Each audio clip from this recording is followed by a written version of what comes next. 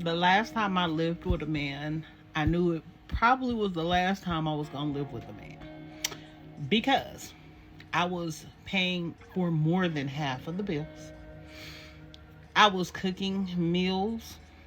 I was getting up before he got up for work to make lunches, breakfast, and putting snacks inside the lunch pail. Also cooking dinners, paying for all the food in the house, washing his clothes so he could go to work. I was making more money than him, working less time than him, and he still expected me to do all this work. Whenever he wanted it, he wanted it. And the thing was, he wasn't nice. He was actually mean. He was popping beans. And when I asked him, did he pop one? He asked me, was I his mama? I need to know what you're doing so I can know how to treat you, so I can know how you're going to treat me. It was just it was like a 24/7 job.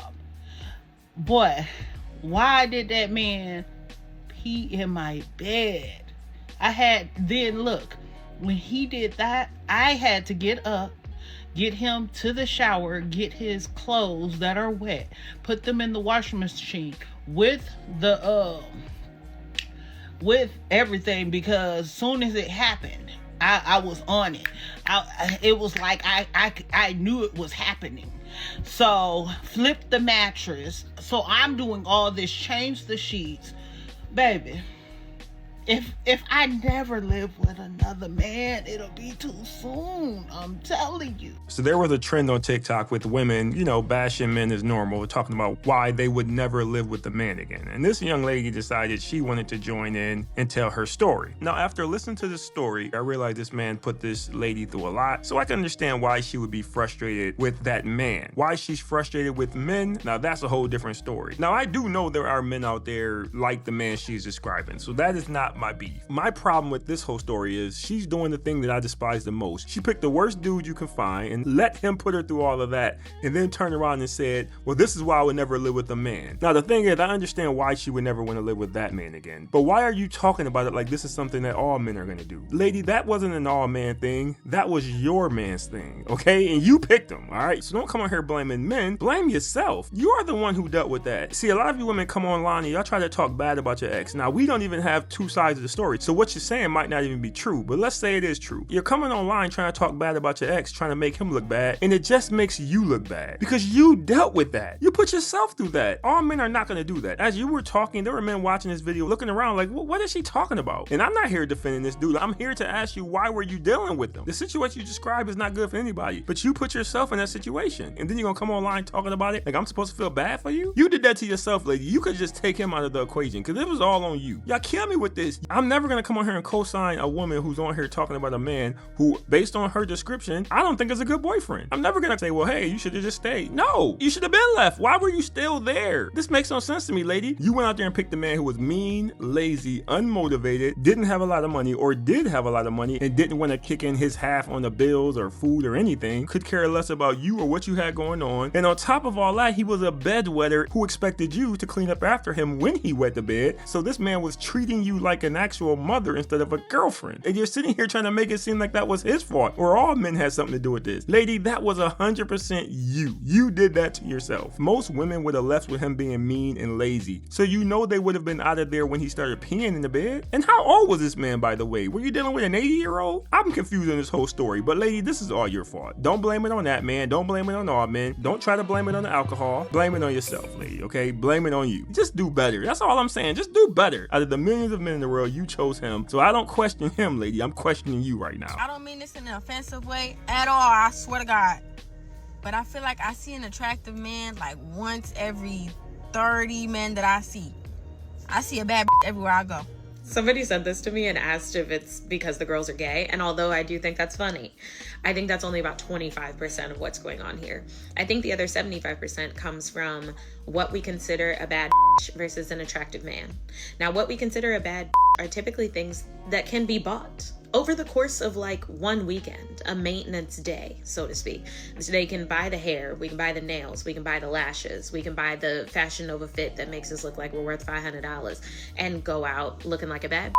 However, for men, what we consider an attractive man is typically a man that has a whole bunch of money, which he has to work hard to get, a man that has a nice physique, which he has to work hard to get, a man that is respectable and has power, so to speak, which are all things that take time. Girls can look like a bad, give them $300 in a few hours. Men have to work to be attractive men. That's the difference.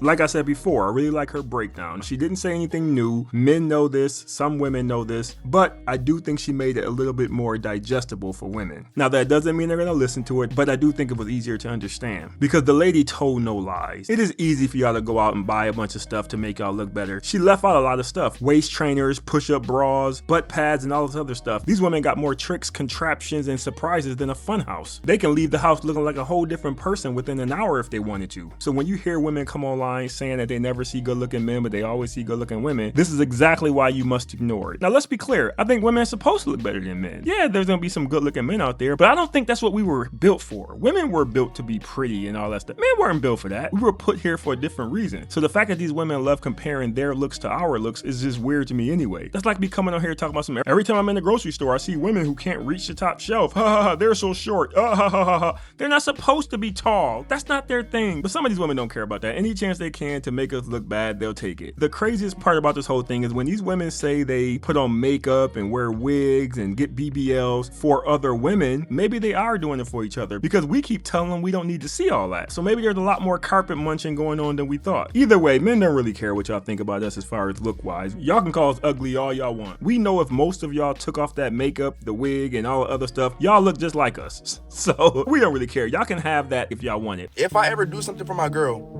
and she fixes her lips to say, as you should, or that's the bare minimum, I'm leaving. This man is absolutely correct. When you are dealing with a woman like this who is entitled or show no appreciation, there is a good chance that relationship is going to be horrible. Because when a woman says stuff like that, that means she believes that the little things you do for her are just expected. And she's only going to count the bigger things as something good or something nice. But the problem is when you're in a relationship, 90 to 95% of the things you do are going to be regular everyday things. And if she doesn't appreciate those things, guess who else she isn't going to appreciate? That's right, you. So it doesn't matter how many times you open the door for her or how many times you pay the bills or how many times you take care of her car. None of that stuff counts to her. She's only counting the bigger things. So if someone else comes along and they can do those bigger things better than you, not those consistent everyday things, she will think she can upgrade. This is why a lot of women don't appreciate a good man until he's gone, because they don't appreciate those little things when he's doing them. But when they go out in the world and they realize a lot of men ain't doing that stuff, that's when they start missing that good man and they want that good man back. Personally, if I have a woman in my life and she makes me as much as a sandwich, I am always thanking her for that. I appreciate you because you didn't have to make that sandwich for me. I'm never going to look at her and say, well, you are the woman, so you're supposed to make me a sandwich. That sounds ridiculous, and that is exactly why if a woman ever says that to you, she sounds ridiculous, and you need to do exactly what this man said. Kick her to the curb and go find somebody else. Trust me, you're going to save years of your time, energy, and money by doing it.